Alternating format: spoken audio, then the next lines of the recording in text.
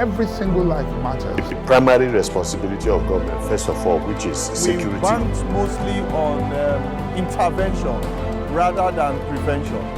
Democracy is a government where power resides with the people.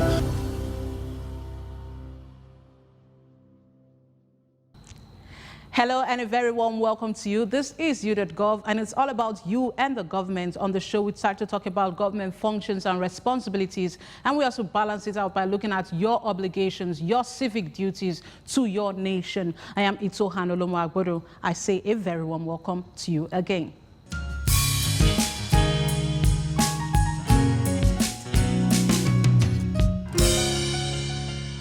It's 3,653 days snowballed into 10 years of victories, 10 years of impact, 10 years of beauty, 10 years of excellence, and 10 years of successes.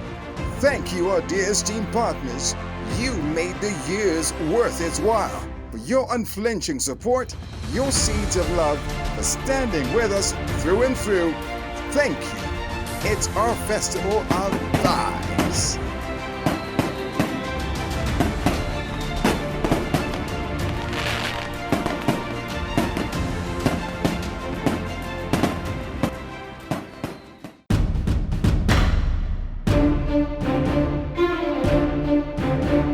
This week, we are taking a look at Godfatherism and how it has become an attribute in modern-day Nigerian politics, and it could either foster democratic stability or retard democratic progress. There's a high degree of political apathy among Nigerians who feel that their vote does not count. Those with political interest conclude that it is who the Godfather wants that actually gets into office. This has gradually affected political participation in the country. Godfatherism needs to be greatly tackled by all, particularly the government and civil society, in order to ensure adequate political participation by Nigerians. We get reactions in our Street Teacher segment.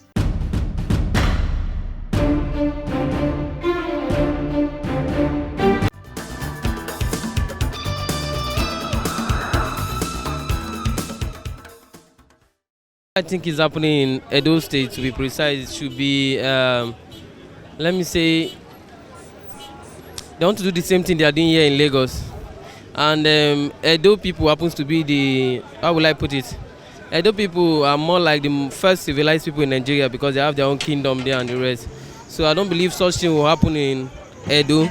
So that's what made the issue of Obaseki, the campaign to APC, to PDP, to meet Wike so that they can give him a ticket to run for the election over there, because Obaseki have been to Edo, so I believe that he has worked very, very well to allow such thing that happened to Ambode here in Lagos to repeat itself, because that's what they did.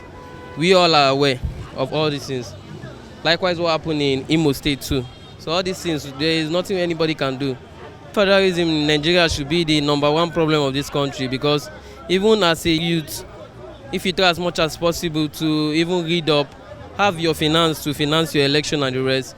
But if you don't meet all these persons, they'll tell you can't go to anywhere. So it has been a problem in Nigeria. It can stop if we, the youth, will come together and leave all these, how will I put it, these worldly things that is taking our time, to come together and say, okay, enough is enough. This coming 2023, let us stand up and say, okay, even if you don't have to be a youth to run the, let it be someone we chose, not someone that has known people. So that is what I think. Godfather situation in Nigeria is very, very terrible situation, and it's a situation whereby we youths, we have to come out and fight for our rights, because the people we call Godfathers, they have already mortgaged the life of Nigerians. They have put us in a cage. So without coming out and fight for our rights, we can't come out of the Godfatherism, because they impose the person we don't want on us. The person that is the citizen, maybe in a state or in a local government in Nigeria, they impose on us. We don't want them, and it will continue. We have to work, how to wake up, we the youth, wake up for our slumber and fight for our rights and cancel that thing. And they use money to oppressing the youth. They have talk All these godfathers, the politicians, that's what they are using to oppressing the youth. So we have to wake up and fight for our rights. Well, Godfatherism about politics has been the routine of Nigeria, and we have been on it for quite some time. Assuming in France, the president of France is the youngest president ever in the whole world.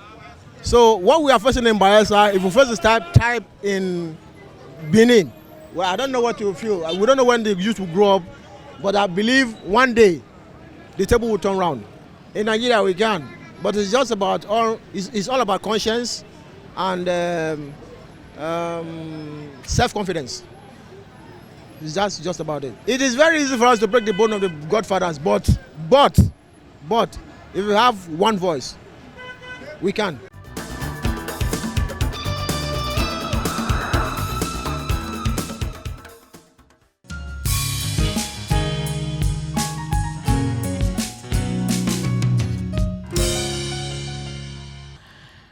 You're welcome back. Well, if you just joined us this week on You.Gov, we're taking a look at politics and the concept of Godfatherism. What really is Godfatherism about? Godfatherism generally connotes a situation where a politician has the backing of another person, a senior politician, usually referred to as a godfather, and generally that term is used very popularly in Nigeria, Godfatherism. So we're looking at politics without ideology. Why do we seem to have politicians who don't consider the reasons why they actually became politicians in the first place? What all they do is to run from one party to the other. What really is going on? And is there really an anointed candidate in the scenarios playing out in Edo State, for instance? This week we are joined by a journalist and a social affairs analyst, Muyi Ebhodaghe, and he will be giving us his opinion on these issues.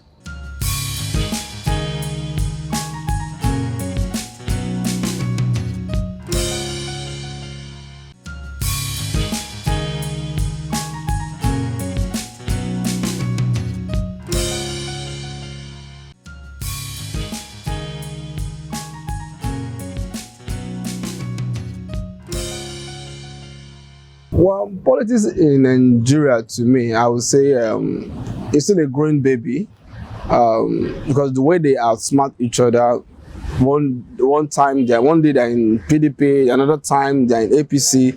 I still think we still have a growing democracy in Nigeria. We are not there yet. We're still growing.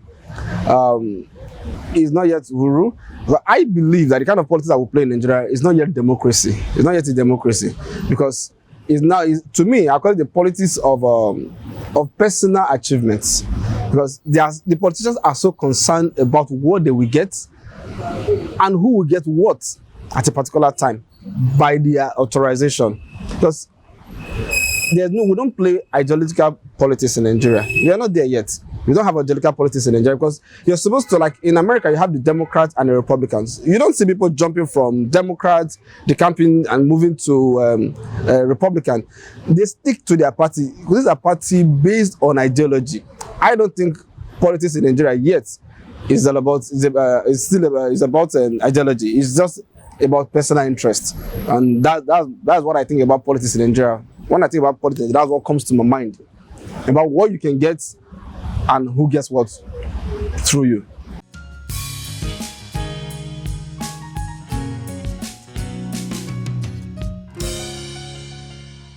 Well, it's a sad situation. It's sad when I think about it, to consider the fact that I am from Edo State. I feel very pained to see the kind of politics that is being played in Edo State, because you see, Yamu was once in PDP. He crossed over to APC. Obaseki was in APC. He crossed over to PDP. And watching the campaign go in the past 2 weeks has been very, very, very saddening. Because see, they are not campaigning with ideas. They're not telling us what they want to do. They're not telling us their plans. Rather, they are attacking each other. It's sad. Because now the campaigns have gone violent. This side attacking the PDP supporters, attacking the APC supporters, the APC team train. The PDP guys attacking the APC train. It's sad. I am not proud with what is current happenings of politics in Edo State. You know, because it has come that we were once happy that we have uprooted Godfatherism in Edo State. But what is playing out again now? Now, like they're trying to bring back what we have outgrown. They are trying to bring back politics of Godfatherism into Edo State politics. And it's sad, because who were made to understand that Godfatherism died with the last administration. The last godfather of Edo State politics was Chief Anthony Aneni, late Chief Anthony Aneni. And with his passing, we thought, okay, this has put an end to Godfatherism politics in Edo State. But with what is happening now, currently happening now, it's sad to say that the Godfatherism politics is beginning to play back. They are going back to like 8-10 years back. They're taking us 10 years back to what we have passed, to the state that we have passed, taking us back. And I think it's not the best for the states. What they're doing now is not the best for the states. What they should be talking about is how to move the state forward, how to make Edo State the pride of the South-South and not the violent center of South-South.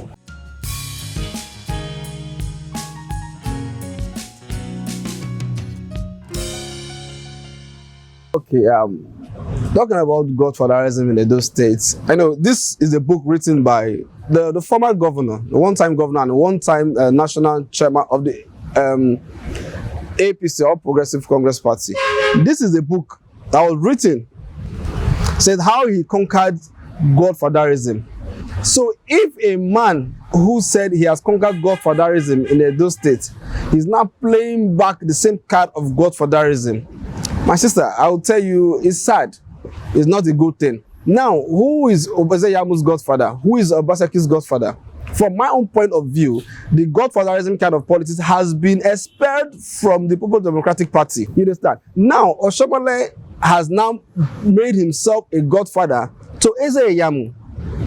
And Obaseki has read this same book written by Adams Oshomole on how he defeated Godfatherism, how he brought down Godfatherism in Edo State. So now, Obaseki does not have a godfather. He is saying the era of Godfatherism in Edo State, in Nigerian politics, has passed. This is the time for the people, for the voice of the people to speak. So as it is, I can comfortably say the godfathers of Obaseki are the people of Edo State, the electorates. And the godfather of Eze Yamu, as it has played out, is Adams Oshomole, who said he defeated Godfatherism. So if Shomole, who said he defeated Godfatherism, he's now the godfather of Eze Yamu. And the electorates, the people of Edo State, are the godfathers and the godmothers of Obaseki. Who are we supposed to support? That's my take on the matter.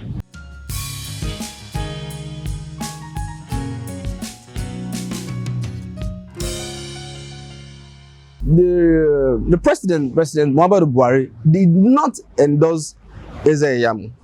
He only presented the flag to Eze Yamu, which is normal. You understand? Before that time, don't forget, Governor Obaseki also went to pay the president a visit. It was after the visit that he declared inside the Aso Villa that he has decamped to the People's Democratic Party. You understand? So the president understands he's not in support of Godfatherism, because I would say he has been able to establish himself as someone who believes that the power belongs to the people. In other words, when Obaseki and Oshomole had this issue initially, the president tried to mediate between them, tried to provide a solution, but Adams Oshomole was head-bent on removing Obaseki as governor, because he feels Obaseki was not doing his bidding. Instead, he was doing the bidding of the people. So I don't think President Buhari endorsed Eze Yamu to further butter the bread of Godfatherism in Edo politics. That is a minus. He didn't. So people should remove that from their mind. The president did not endorse Eze Yamu as the APC candidate. He only presented the flag, which was ceremonious, and he did it according to what he should do. That is not an endorsement.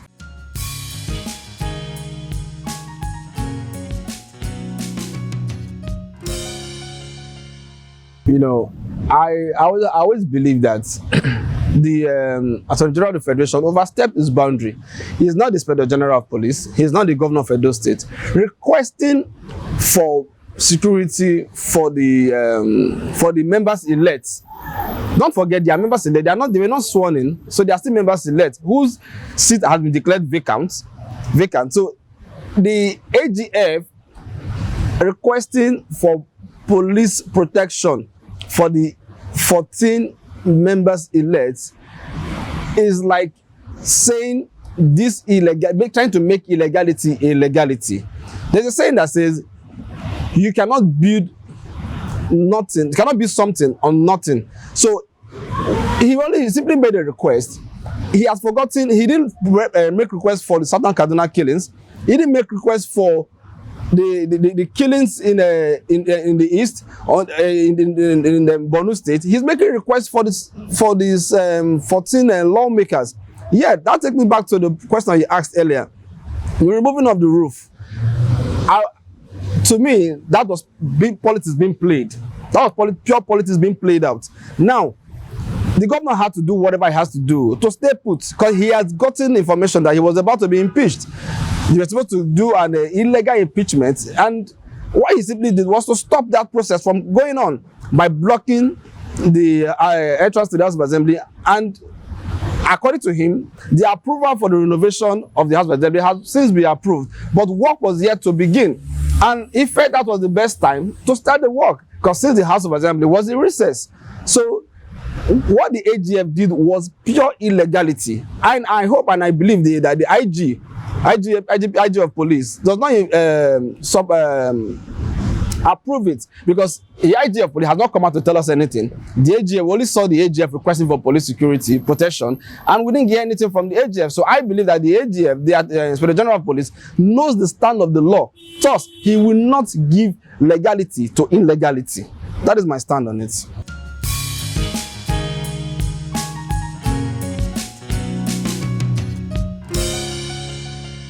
Well, we asked him the question of if the president actually endorsed or anointed Ize-Iyamu to be the flag bearer of APC in Edo State. He seemed to be shying away from that question, but really, if it smells like a rat, it looks like a rat, it definitely may be a rat. And you know what happened was that the AGF, the Attorney General of the Federation, also wrote specifically to the police to provide security for a faction of House members in Edo State. So these are issues that may seem to point to the fact that there is an anointed candidate, and seems it may be having a backing of people upstairs. We're going on a quick break now. We'll be right back.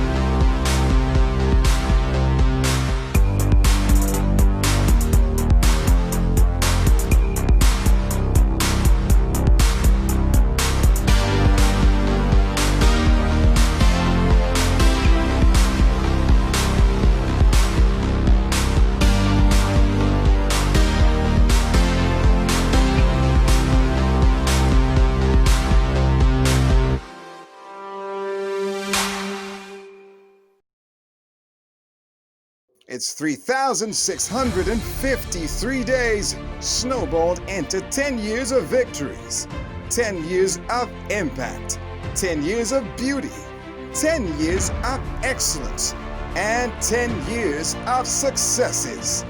Thank you, our dear esteemed partners. You made the years worth its while. For your unflinching support, your seeds of love, for standing with us through and through. Thank you. It's our festival of thighs.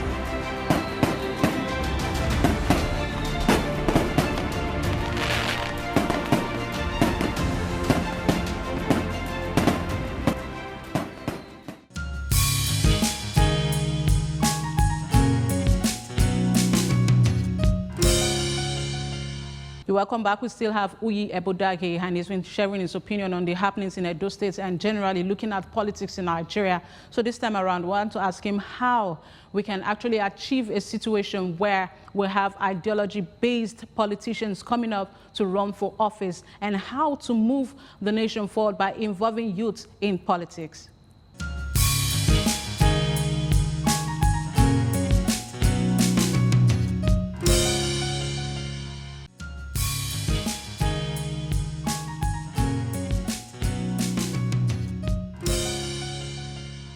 I would say Governor Obaseki is playing the politics of ideology. Now, simply what he did was fulfilling the promises that he made to the Edo people by first removing Agberoism from Edo politics, removing Agberoism from the Edo way of life, by stopping the Agberos from intimidating our mothers in New Benin Market, Agbado Market, and Oba Market, by stopping the Agberos from intimidating and harassing our brothers that are doing the commercial bus operators and keke riders. Now, what the governor has simply said, everything goes to the government.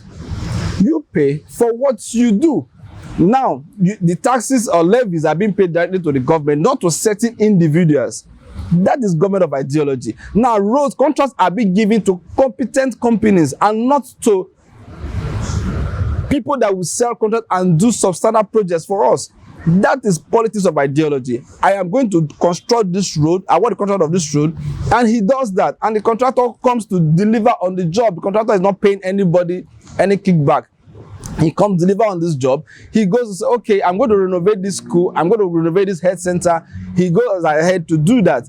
That is the politics of ideology. Someone that has an idea, that knows what he wants to do. And that is what the government is campaigning with. That this is what I have done. This is what I am going to do. He is saying it. And I believe that he will deliver, because what he has said before, he has delivered on them. To us, he will deliver on those that he has said he will do. So, I for one, I believe Governor Obaseki is a man of ideology, is a man of principle, like they have said, because he is very disciplined. He is a man of his word. If he says, I'm going to do this, I'm going to do that. So I think he has set the basis, the standard for his first tenure. And the second tenure, if given the mandate, he's going to deliver on his promises.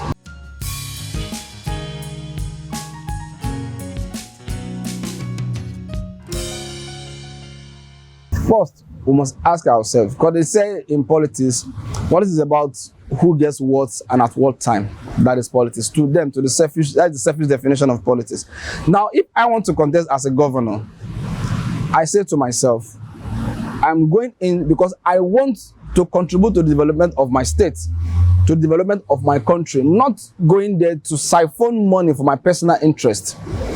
Until we begin to think in that line, but we begin to think in that direction of politics in Nigeria, I'm sorry to say, we are not there yet.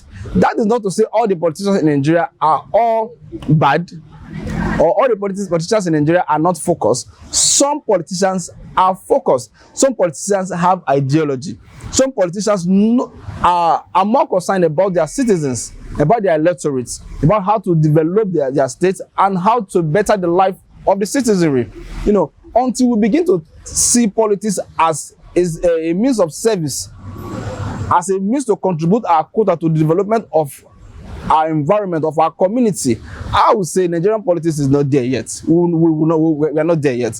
That is my term. I always use the word we are not there because I believe that the current crop of politicians that we have, most of them are selfish. They are about what they can benefit for themselves. You understand?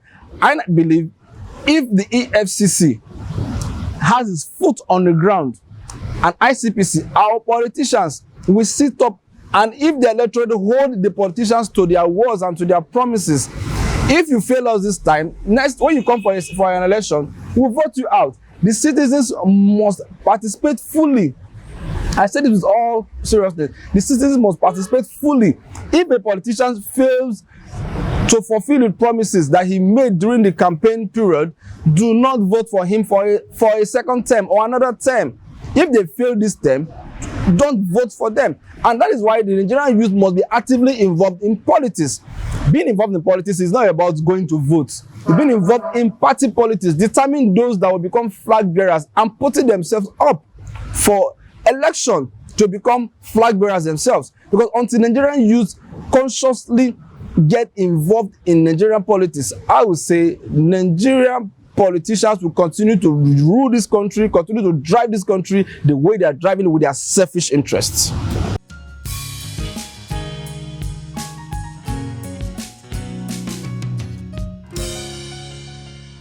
How the Nigerian youth will wrestle power from the current crop of politicians is by coming together to form a united front against this current crop of politicians.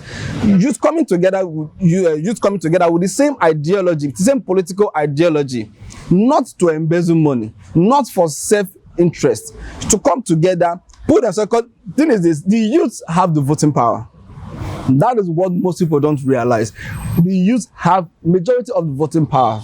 If the youth come together, speak with one voice, project a particular candidate, they can defeat anybody, any candidate that stands against the Nigerian youth. The Nigerian youth is so powerful that if we come together, even the elites, the supposed corrupt politicians of today, will shake. They will run for their lives because they know that once the youths are united, they can achieve anything they set to achieve. That's my take on this.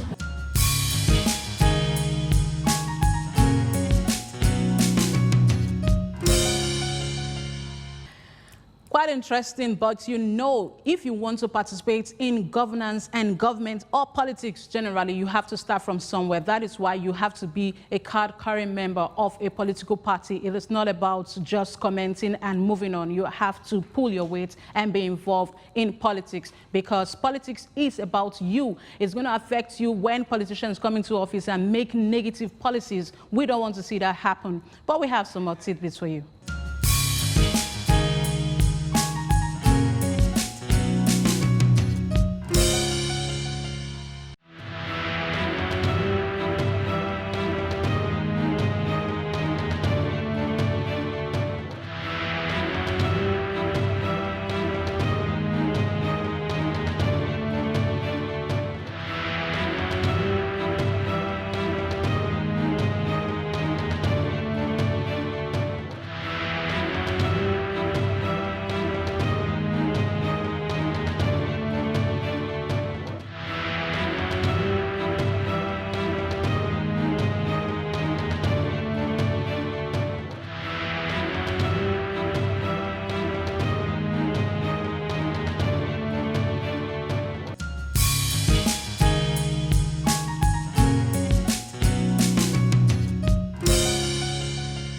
Well, that's the much we can take this week on You.Gov. We'd like you to join in our conversation by using our hashtag You.Gov, hashtag #LoverPlus. We are telling you, be involved in politics. Christians should be involved in politics. The youth should be involved in politics, because if your nation is at peace, you also will be at peace. And that is why we keep telling you that the price to pay for true freedom is eternal vigilance. I am Ito and Olomu-Agbodo. We'd like you to visit our website on www.loverplus.tv, and you can send comments to our email at info@loverplus.org. You can also send comments to the number shown on your screen now. I say God bless you and bye for now.